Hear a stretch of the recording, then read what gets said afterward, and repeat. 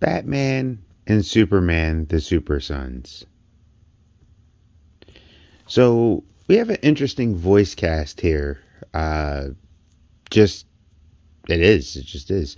You got Laura Bailey who plays Lois Lane. I don't really care as much as about Critical Role, but I do remember from Legend of Vox Machina. But I know she's done a few roles. She's Valhaxia. Like I know if Critical Role is just not my thing. Some people like it. I'm more of a kind of thing towards it. But I know she played Lois Lane in Injustice because I remember hearing her voice. I was like, "Yo, her voice sounds very familiar to me." Besides Vox Machina, so it was interesting that they got her to play Lois Lane again. She does a very good job, actually. But I see. I also remember her as Gwen Stacy from Spider-Man. Because I remember I looked her up before, and so her voice kind of, matched a couple things. I know she's played Gwen Stacy a few times. I think she played Natasha or Black Widow as well. So I thought that was a good casting choice, a familiar voice, and she played it very well. You also have Troy Baker who plays Batman, and I got to give the guy credit. With credit due, like he's been able to voice and sound like Kevin Conroy, which I always thought was very interesting how close he sounds. But he can also adjust his voice to sound not so much like Kevin Conroy, but yet still to like be there. So I thought that was really interesting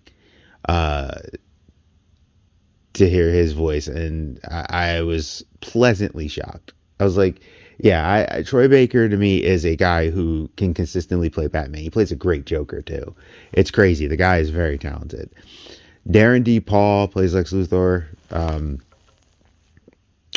Did a very good job. Rainn Wilson did a good job too. Like, I know he was in Three Below. I haven't finished watching all the Tales of Arcadia stuff yet. And I know he was Sin in Shazam. So I thought that was pretty cool. I know he's done some other stuff, but these are the things that comes to the top of my head when I hear these voice actors' names. Jack Dylan Glazer, who played Superboy, freaking did an amazing job. He's the one that plays Freddie Freeman. He also played Eddie in It, like the young Eddie. And it's funny because this kid is a very impressive actor to me. Because, it's funny? I didn't actually recognize him as the actor from It right away until I really started to think about it. I was like, yo, this kid got it. Like, he actually acted enough that I didn't put two and two together right away. So he's one that I think is a really good actor, really good voice actor. Thought he was great for the role. Drac Griffo, that played Robin, was really good. Like, I didn't even recognize him. And the main thing I know him from is the Thundermans, where he played like Max something. I know he's done other work, but I know him from the Thundermans. Like, that's pretty much it. I know he's done other stuff, but I don't think I've watched any of it. Nothing against them, is just the roles he's picked. Big thing I watched was the Thundermans that I can think of. I actually thought the Thundermans were cool. I like independent superhero stuff. Then you get like some people like Tom Kenny plays Green Arrow, Nolan North plays Jor-El. Nolan North is a legend. Zeno Robinson plays Jimmy Olsen, and Mariner Velasco plays Wonder Girl. Travis Willem plays Superman. I know Travis Willem. I mean, people say from Critical Role. I mostly know him to play Thor. So, pretty strong cast. And one of the things Super Sons brings the heart and a feel of what made me and many other people love the Super Sons. Now, when they aged up John Kent, DC screwed up to me. I get why. They're like, it didn't make like millions of dollars anyway.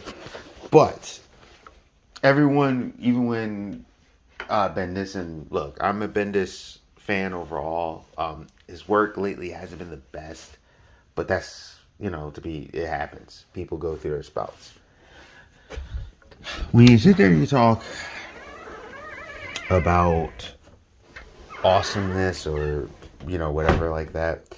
My big issue is that there was money to be left on the table. That's pretty much what they did. They left money on the table. The Super Sons could have been pushed, promoted, and really done up to the point that they could have played this for years. And honestly, they could have did even an alternate version of the Super Sons in an alternate world and actually really pulled off. Kind of like, I think it was Superman, Batman. There was a stint where, like a small stint where they were in an alternate universe. And I think that actually can work. And I think it would play towards the Super Sons because then you're not confined by what's going on around. DC could totally do that. And this movie looks like it takes place in the Tomorrowverse. I guess because they needed an older Superman compared to the one from Superman Man of Tomorrow. Because he's definitely there. Now, I'm not saying it is. I'm gauging it as it feels like it's in the Tomorrowverse. I could be wrong. I didn't really look into that. So, the movie itself, it's very fun. It's exactly what you expect from Super Sons. Not too deep, but not too off. It's like straightforward, perfect storytelling. I'm also happy that Superman said truth, justice, and the American way. Deal with it, because everyone who's crying about it, you're a loser. Just kidding. I don't think this slogan, truth, justice, and a better tomorrow, is bad. Here's why I think it's weird. Why didn't you give that to Jonathan? Jonathan represents tomorrow. So he should be like, hey, Dad, you know what? You're truth, justice, and the American way. I'm truth, justice, and better for a better tomorrow. Now, I see some people say they don't like the American way because of systemic racism and all this other stuff. And I'm like, listen, if America is that bad, then you wouldn't be here. You wouldn't stay here. Because it's not about what America is. It's about what the idea of America. That's why Captain America is such a good character. It's about the idea. Life, liberty, pursuit of happiness. America wants to be about equality. It's a melting pot. It's the whole thing. I am not saying America is perfect. What I am saying is by taking away the American way from a character who is essentially America, because yes, he is an alien and he's America and you can represent both, but he's just like a person who's from Italy or from Africa. I'm talking about in modern day, or Australia, and they come over to America and they become, American citizens. Or technically he's a refugee who became adopted into the United States. This is what I mean. Like this, it's supposed to be the best idea of what America is, not what America is supposed to be. So I do understand where people come from with the whole better tomorrow thing, but wouldn't that fit better for Jonathan because they made him bisexual. He's the next generation. He is the Superman of tomorrow because when his father either passes or retires or anything, Jonathan's going to be the guy to take over. He already took over in a title that did not do very well because they were too busy focusing on him being bisexual instead of focusing on him being a superhero who happens to be bisexual. This felt back to form. It felt good to watch. I don't mind Jonathan Kent being bisexual. I do mind the fact that that's all you ever heard. And I asked people and stuff. And I think with this going back there, maybe the people who write the Tom, like, take some notes, like, hey, push the character, then the other stuff. The other stuff is secondary. It's about the character and superheroes. And that's what this felt like. This felt like this was really focused on the kids. They did a great job. It's a fun movie. If you are a Super Sons fan, you will not be disappointed. I did feel as though Superman's voice, which I understood why, because you only really seen him at home. So he kind of had a more deeper voice. And from Clark to Superman, there is a level of difference in it, though. It's just slight. Like, he's a little bit more confident. Actually, the way he was dressed, if you ever read Dark Knight Returns, or watched the movie when Superman's dealing with is standing there talking to Bruce before they have their big fight, and he actually looks like that. So there wasn't a huge, and especially when he was relaxed and a little bit more, which, like I said, it could be because he was home, so he's a little different at home. But I did feel as though the differential between Clark and him and Superman weren't as separated as it should be. That's a critique. Outside of that, I think they did an awesome job. Starro is always a easy go-to villain to do a lot of things with. So I thought that was fine. I really thought everyone nailed it. I loved Damien. I mean, I like Damien in the previous universe thing too. I just thought Damien, it was great character growth. And this one, it took him. This one, honestly though, felt closer to how like Damien captured it there, and what you would expect, and it was perfect. This one felt very close to the comic, and how Damien's thing was when he first kind of became, and how he talks and stuff. I still think the one who did the Damien before and the DC universe before this Marvelverse did an excellent job. I don't care what anyone says. I like when I think of Damien and I read the comics, I actually hear that voice. So great job.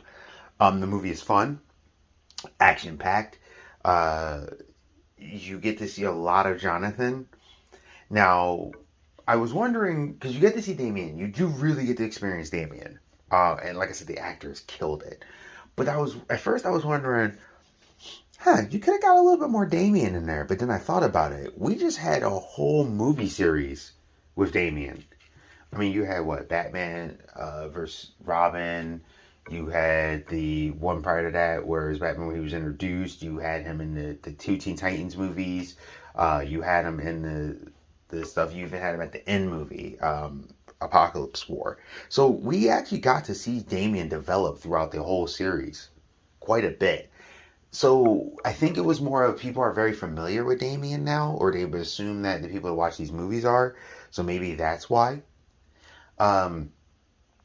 So the story in itself makes sense. I felt that it was actually not bad the way they did Damien, and also it kept him with an air of mystery, and he still had that ego, and how he really needed a friend, and Jonathan needed to stretch his legs, and how they did Jonathan's powers, how they're wonky, I thought was great.